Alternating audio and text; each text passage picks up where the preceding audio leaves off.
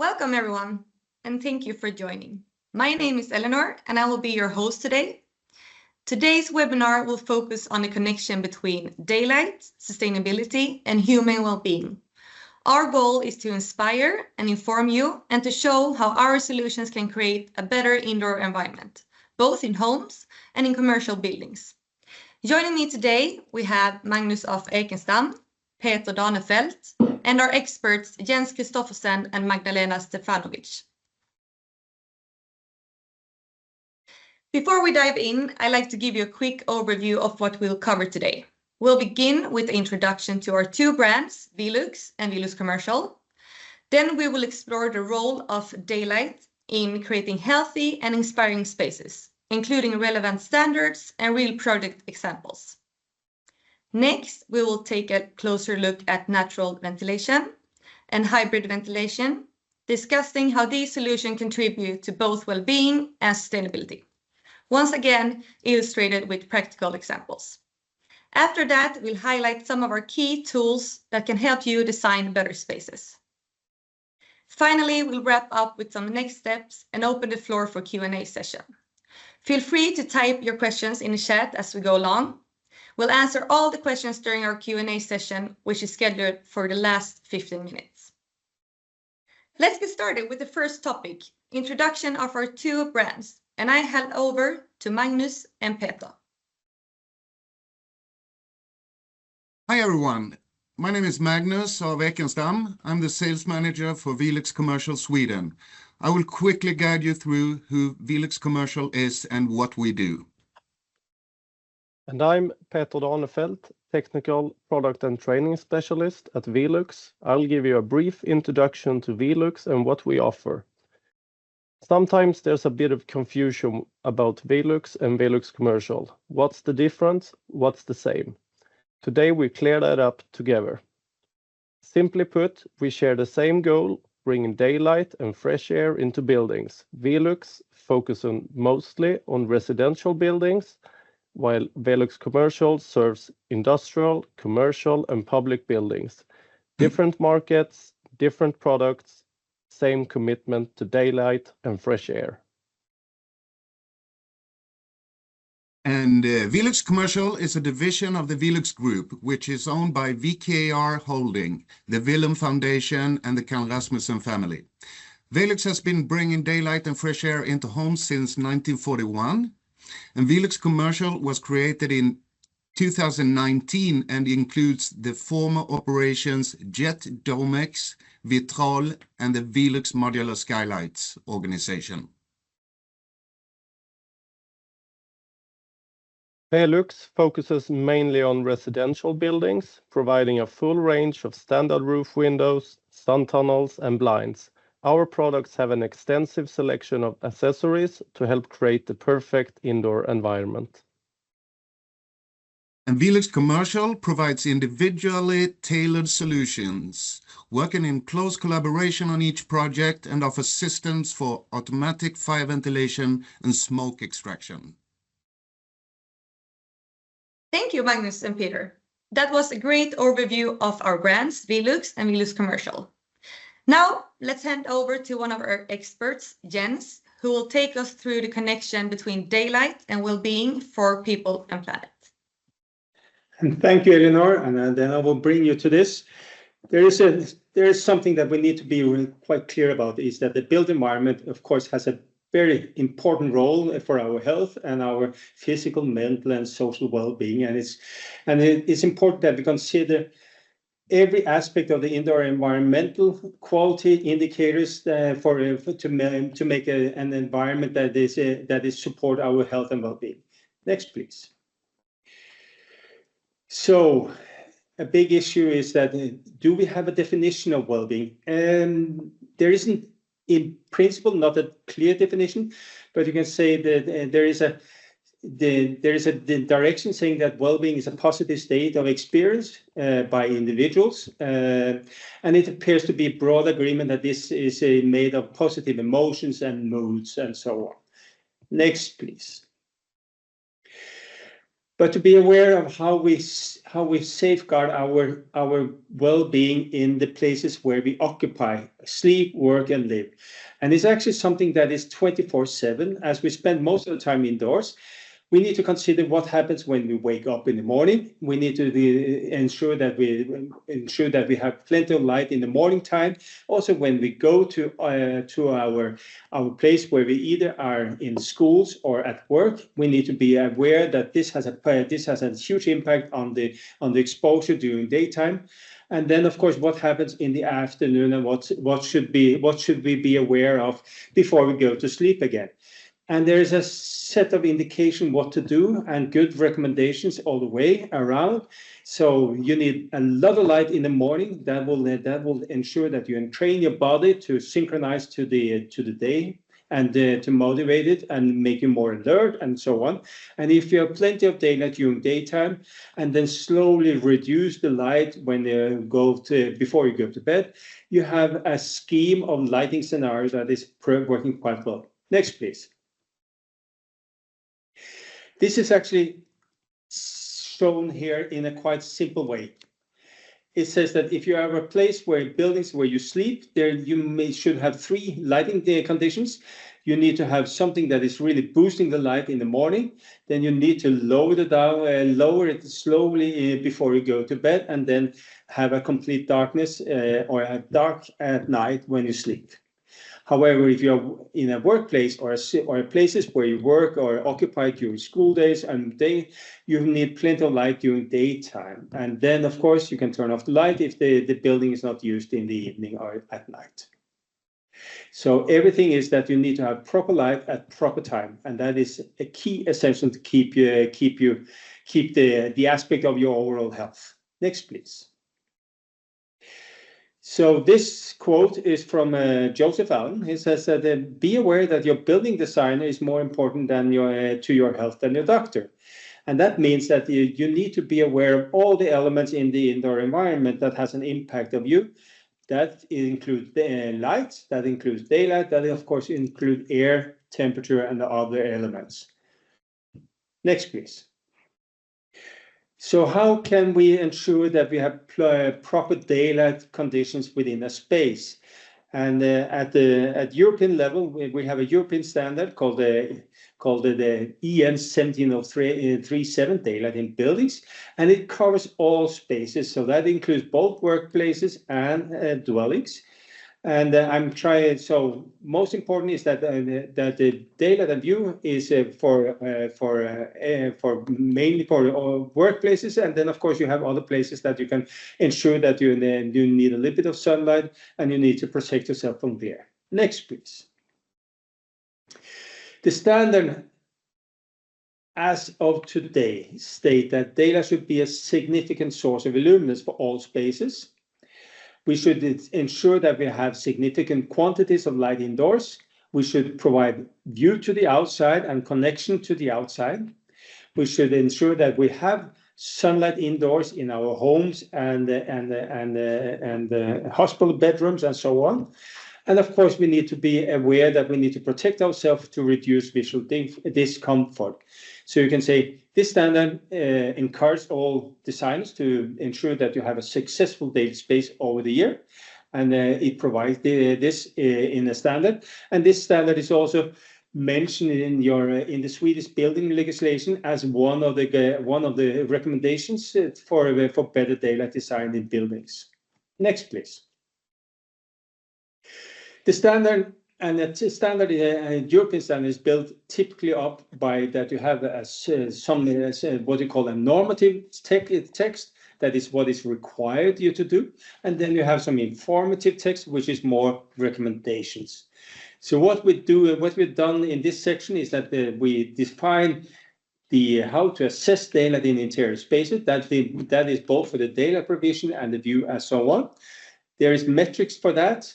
And then, of course, in the informative, in the annex, we give a recommendation for what is proper light level, for example, for daylight. What should be the view to the outside? What is recommended for the view to the outside, and how to protect ourselves from glare if you are in an office space, for example. Next, please. And as you say, I use the text from the standard. So please, this could be a little bit technical, but in principle, it says that daylight can contribute significantly to the lighting needs for any type of building. And you should ensure that you have daylight openings that is appropriate and provide sufficient daylight throughout the year. And of course, to do that, you need to evaluate the amount of daylight that is available at the site. That means you need to take into account your surroundings and so forth. And you also need to look at what's happening inside and in the space itself. Next, please. The way we describe the way to ensure that you have proper daylight in interior spaces is that we use two methods. And I'm sure that most of you recognize the first method, method one, using the daylight factor, which is has been a part of the Swedish legislation for many years. We have a modification to how to do it, but I'll come back to that. And then, of course, it's a way to do a more annual simulation that you calculate the amount of daylight you have on a reference place using the climate data. And for that, you take the climate data for Sweden. That would be for Stockholm or other places in Sweden if that is necessary. And then you do a calculation on an annual basis and get much more information of how daylight is distributed within space on a yearly basis, while the daylight factor give you an indication of what happens at one time, only one time a year. Next, please. How we describe it is that you need to have, especially if you have a space with a facade window or roof windows, you need to ensure that you have a certain amount of light at half of the area of the space. That means that you need to have a target level of 300 lux. You need to cover that for half of the area.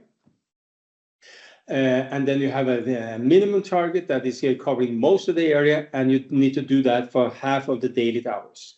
And you can do that on 3 levels, depending on how ambitious you are. You do it on minimum, medium, and high level. So this is the way it's described. And I'll give you an example how that could have an influence. Next, please. If you take Sweden and Stockholm and you do the method one, the target daylight factor, is that you say you need 300 lux inside, and you have for the Swedish climate you have an external illuminance, and by that you will need to reach a target daylight factor of 2.5 for 50% of the area, or you need to have 0.8% for the more or less the whole area within a space. As you can see, we have focused on that you have the same internal level for all European countries, but depending on where you are in Europe, some places is brighter than others, which you can see in Paris and Rome, and by that they have a slightly less target daylight factor than, for example, in Sweden. But we all have the same internal daylight level in the space. Next, please. So how can we work around it? I've taken a simple shoebox case, and this is where you have a window to floor ratio of 1:8, and by just putting the window in the middle, you cover about a little bit more than 40% of the area, so it's below the recommended value. If you move the same area to the left, and you will then distribute the light inside the space a little bit different, which means that you only cover half of it. Then you can make it in the corner and as a kind of a door, or you can separate it in two walls, and you can see all of this more or less reach the level. But as you can see, it also tells you a little bit how light is distributed within the space. So the way that you did it in Sweden previously, it gave an indication of how much light you have in a certain point in the space. This gives you much more information on how light is distributed within a space, so you do a better daylight in the design using these recommendations that we have applied in this standard. So you can say, if you like to reach the half of the space, it will probably be perceived as to be daylit and bright, and you can use the space for task that is what we say moderately difficult, and you can do that for probably for a longer time, and reaching these levels, it will stimulate your health and well-being and have a positive effect on you as a person. And as I said, supplemental electric light is occasionally needed because you have proper daylight level within a space. Next, please. If you take the view, we say that the view to the outside is extremely important, and we know that this connects to the surroundings, and we say that it should consider, and it can consider 3 distinct layers. This means that you can see the sky, you can see the landscape or the urban area, or you can see the layer of ground. Next, please. So to say something about it, you need a certain angle of horizontal, and to the right you can see, if you take a picture of a view in Paris, you can see the horizontal side angle of the Eiffel Tower. You need to cover a certain angle, and this increases depending on the recommended level you would like to reach. If you like to see how far it is, that means the distance from your view position to the object you are looking at. And then you also need to consider how many layers do you see. Do you see the ground? Do you see the Eiffel Tower, which is a landscape area, and the sky? And you can say, if you include all 3 layers, that will give you a good connection to the outside. It will give you information about the time and the weather, and if you also have a peak of nature, it will even improve the satisfaction with the view to the outside. So we can say the view is a mix, but it's also having less constraint if you have all layers, and it will give you a good element of being attractive and so forth. So this is so if you ask the occupants within a space, they will probably say this is quite attractive and nice place to be. Next, please. So to do something about it, we try to do and give you an example, and my colleague Magdalena will go also in detail regarding the thermal comfort and ventilation later on. This is our latest renovation product. It's called LKR Innovation House. It's in Denmark. We transformed an old warehouse to an innovation house for our colleagues. Next, please. So as you can see, we changed a little bit the construction. We opened the space in the middle to ensure that we have proper daylight condition within the space, and access for our occupants to go out as well, and of course a little bit of roof windows and facade windows as well. Next, please. And then we used a company called Oculite Dynamics to ensure that we did the proper daylight design. And it means that we did investigate if the daylight contribution is even more than just following the European standard. We looked at even more elements to ensure this. I'll come back to that one. So this is just showing a little bit how we've done this dynamically and so on. So this is following the day over the day, and so we can see how the sun and the light and the skylight will give impact on the daylight level within in the space as it is. Next, please.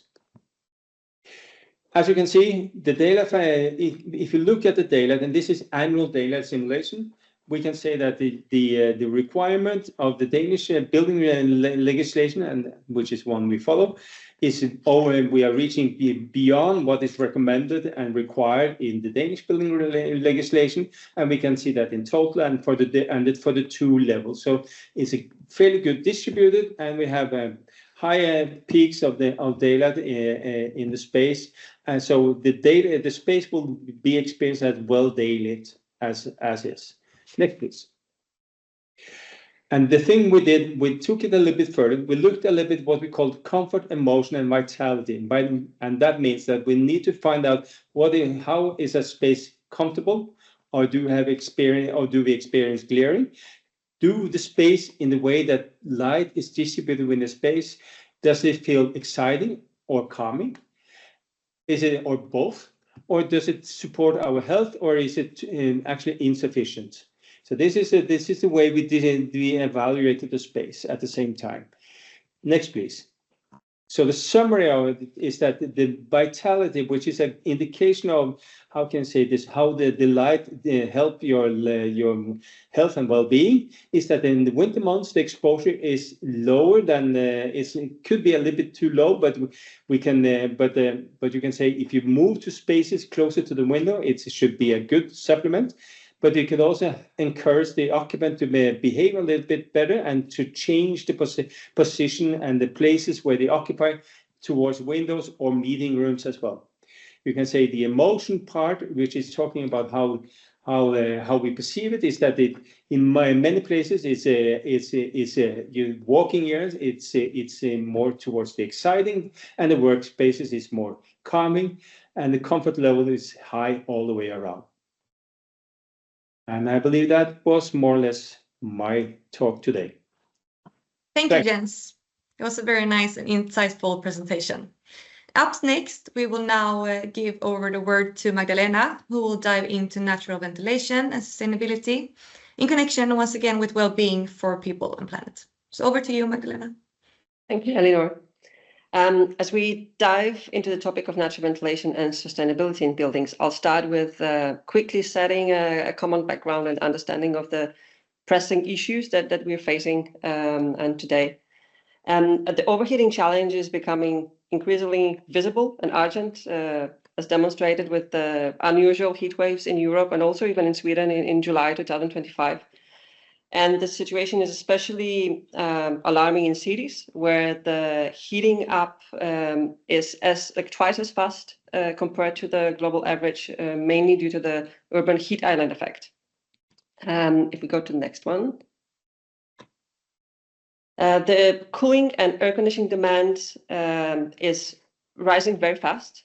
It's driven by, as mentioned, climate change and heat waves, but it's actually also driven by inadequate building design, for example, lacking shading or lacking possibilities for natural ventilation. And if no action is taken, air conditioning is expected, or air conditioning use is expected to triple globally, but actually also to triple in Europe by 2050. There's unfortunately an environmental concern of this rise of air conditioning, and that is increased electricity consumption, of course, also increased emissions, especially if the air conditioning is supplied with fossil-fueled electricity. And finally, the urban heat island effect itself.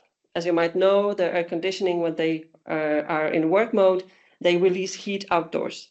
And that actually increases the heat island effect itself. It's kind of like a feedback loop where we have hot cities, therefore we install more air conditioners, and that creates even hotter cities. So it's like a vicious loop that we should avoid as much as possible. If you take the next one. And with the rising demand for cooling, it's also crucial to consider its environmental impact, of course. As we all know, at this stage, the building industry is a major contributor to global change. And as we have been focusing on sustainable materials for several years already in Sweden, and I'm sure you're all working with the LCA calculation at that point, there's also another urgent need for cooling solutions that can be both provided to everybody, no matter the status, but also without worsening the climate change. And the last aspect I would like to mention, if you go to the next one, Elinor, is the air quality, which actually can also be a challenge. Considering that we spend so much time indoors, up to 90% of our time we spend in schools or in offices, at work or at homes, it can be an issue as the indoor air quality is often much worse than the outdoor air quality, up to even 5 times more polluted than outdoor air quality. And either we spend more time outside, or we need to find a smarter way of letting in the fresh air into our buildings. If we go to the next one. So with that common background now, I'll try to show you some of the principles of healthy buildings with focus on ventilation. Next one, please. And I'll start with some of the benefits of healthy buildings with focus on workplaces. Better exposure to daylight, as already Jens mentioned, and increased ventilation together with reduced overheating can improve both performance at workspaces, our productivity, and also the whole economic value of our work. And here you can see on this slide a few quantified benefits of healthy working spaces. And actually all those numbers, they come from Healthy Building Barometer, which is a publication made by European Building Performance Institute. In that publication is possible to download for everybody with a QR code that you can see. And there you can find actually much more data on the state of building stock in Europe and how it can be improved, with focus on healthy aspects. Next one, please. But I promise that I'm going to focus on ventilation. I think we are all, or you're quite all, used to designing buildings with only mechanical ventilation, only mechanical systems as a defining principle for the buildings, especially the larger buildings that we talk about. So the question could be, how can we ensure comfort, especially in summer and warmer seasons, in naturally ventilated buildings or in buildings with hybrid ventilation? And there's actually a way to do it, which is called adaptive comfort model, which is a method defined, again, in a well-established European standard. It's based on understanding that people in naturally ventilated buildings are more comfortable with seasonal temperature variations than in buildings with fixed indoor comfort or indoor temperatures. And that is based on the understanding that people also like to influence their environment, and they can adapt by changing clothing or adjusting clothing or opening windows and closing them, or even increasing the air movement with some table fans or similar equipment. And what's interesting about adaptive comfort model, if you're working in a large-scale project in Sweden, I'm sure that you're working a lot with consultants who work in IDA-ICE, a software for building simulations, building performance simulations. And actually, that software allows for rather easy simulations with adaptive comfort model as a design principle. If we go to the next one. There are several benefits of adaptive comfort model, starting from a wider comfort range. People feel comfortable with a wider comfort range, but at the same time, there's less need for air conditioning. The improved the satisfaction of occupants is actually much higher because they can control and change their environment, which we actually really like to do. We feel better in spaces that we can control to some extent. It's also more energy efficient because of less cooling demand. And finally, it's a much more resilient solution. Our buildings can be comfortable even if there are power outages or in case of warming up temperatures. Next one, please. Looking ahead, we also need to consider resilience in future climates. We were wondering in Velux what would happen with natural ventilation in the future, how relevant we would be, how relevant it would be to naturally ventilate our buildings. And we actually realized for Copenhagen, we made a lot of studies on that one, but I'm just showing one of them, that in 2050, there's a high chance for many more hours available for natural ventilation than we have today. And we found that it's actually 22% more time that natural ventilation would be the most energy efficient way of ventilating our buildings in 2050 compared to today. So there's an underlying potential of natural ventilation being used as a design solution for adaptation to future climates. Next one, please. And just briefly about the difference between natural and hybrid ventilation. The natural ventilation uses only natural forces. So are they wind or stack effect, so the height difference and the pressure difference in the buildings, to move from fresh air from the outside to inside and again to the outside when it's not fresh anymore. While hybrid systems combine natural and mechanical systems for optimal performance, often also the energy performance. So it could be based on seasonal changes like mechanical ventilation in the winter with heat recovery, which is very common in our buildings today, and natural ventilation in summer, or natural ventilation that is assisted with exhaust fans for better performance on stale days or rainy situations.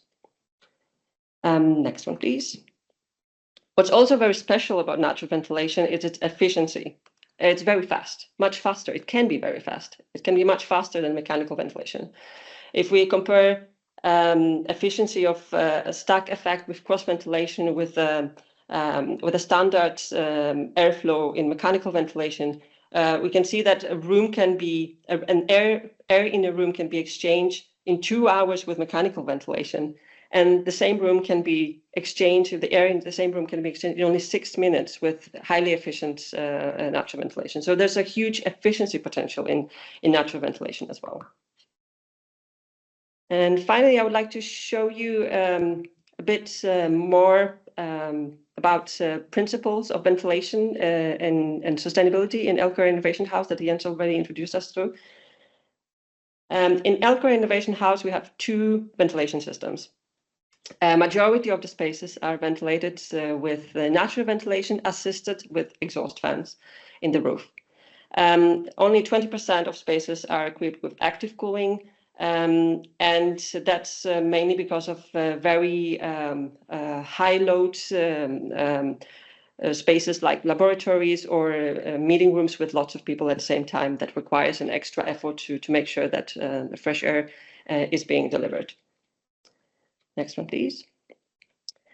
In Elcare Innovation House, designing for natural or hybrid ventilation, to be specifically, involves several principles, design or architectural principles actually, including large room volumes, ventilation opening in facades and roofs, open connection between floors for free movement of air, external shading, smart, and also a large overhang on the first floor, which is very important for well functioning of the building in summer.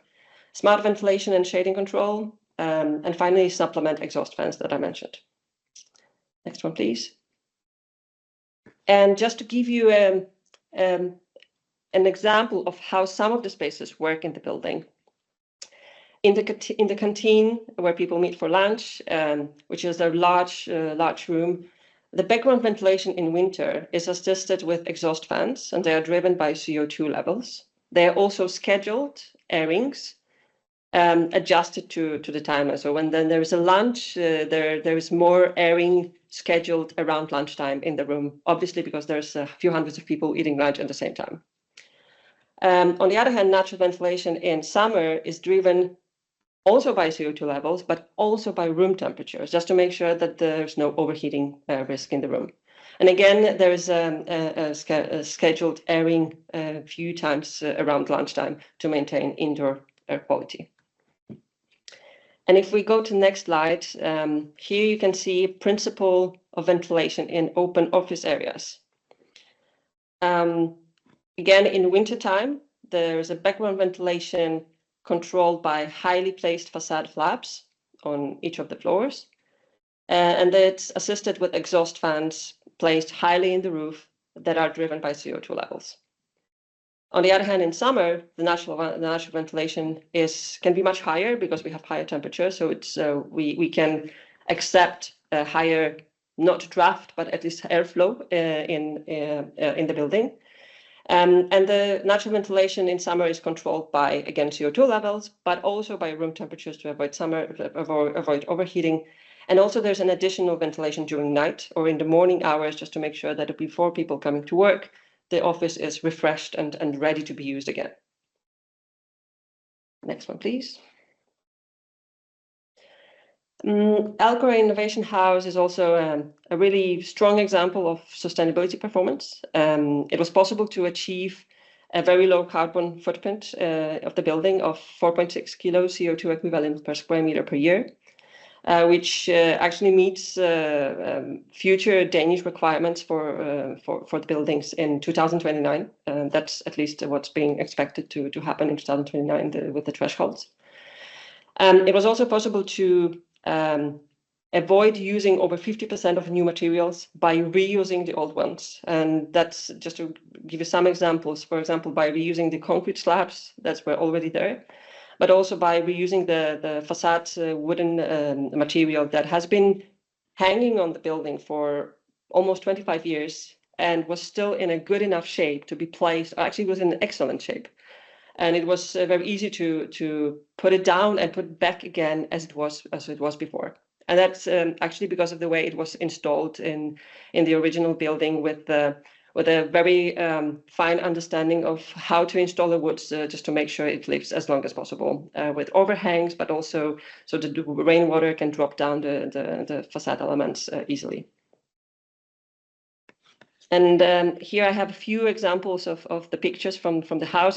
From the building. It's actually a very new building. It was opened in springtime this year, and Velux employees has had a chance to use it for now several months. We are also monitoring the building as we speak right now, and we will have some results on that one coming most likely next year.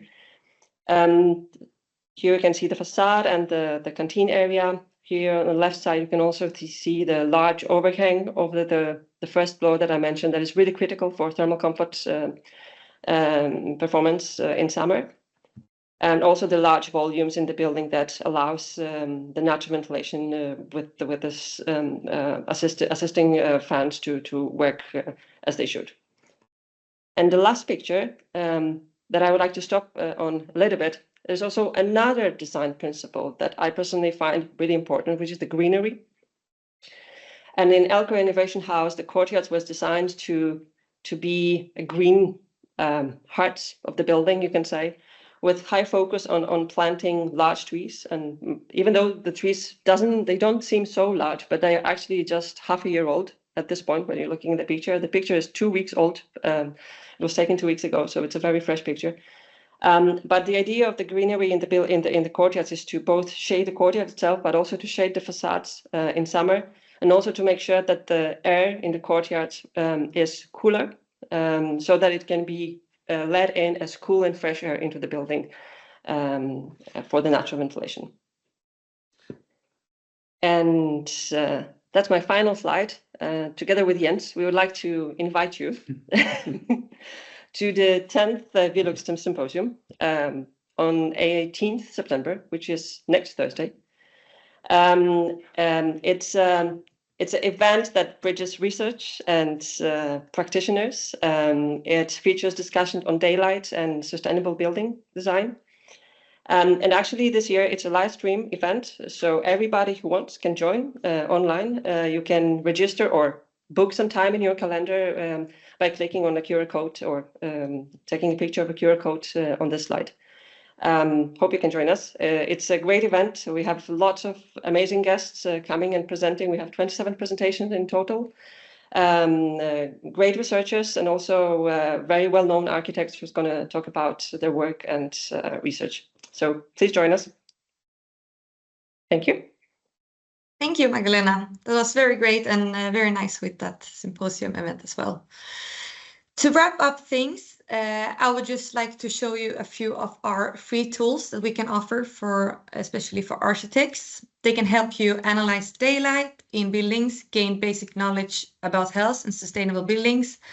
And the two I really want to highlight is our Velux Daylight Visualizer. We can actually give you this quick visual of daylight in a building. So it's kind of a daylight analysis.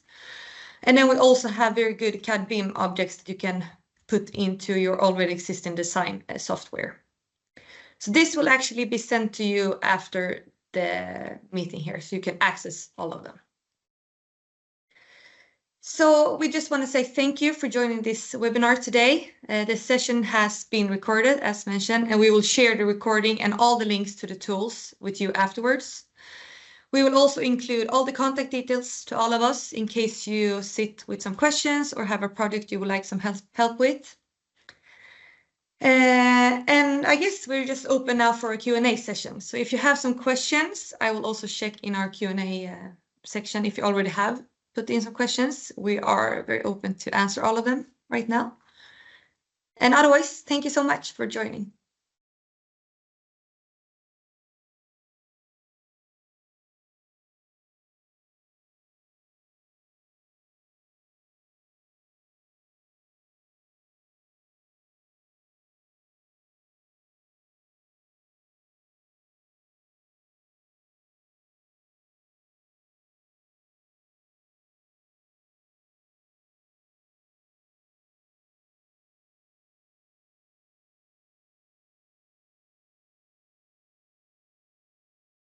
We will give you a few minutes to see if you have some questions.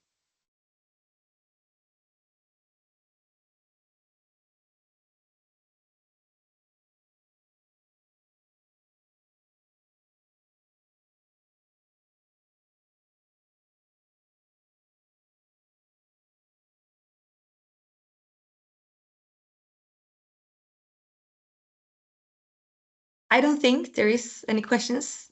If it is and you haven't had time to put them in right now, you can just text us afterwards. We will send all the contact information as mentioned. Thank you for today and have a lovely Friday and weekend. Thank you.